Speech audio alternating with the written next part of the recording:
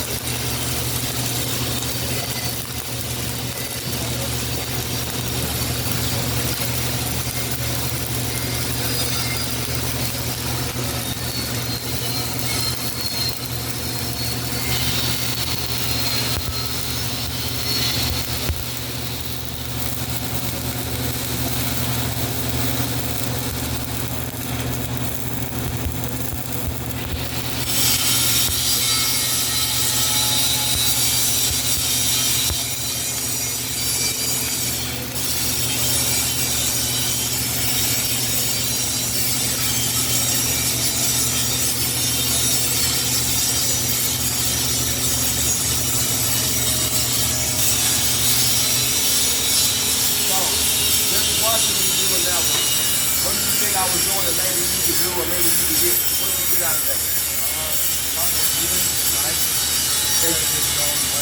Yeah, you want to be more precise on your circular motion. And I was making sure I was staying right beside that other well.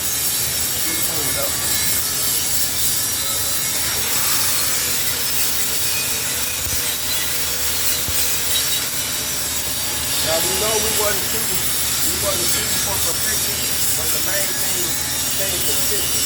So come check it out, come here a little bit. As you can see, my goal was to stay consistent. He has some holes over here, but I want to get a nice consistent bead. So the main thing is just control the pattern. You control that, you pretty much got it. But if it's kind of wild, it's kind of going everywhere. So all you gotta do is kind of slow it down when you can see everything. Slow it down, and tighten it up. Oh no.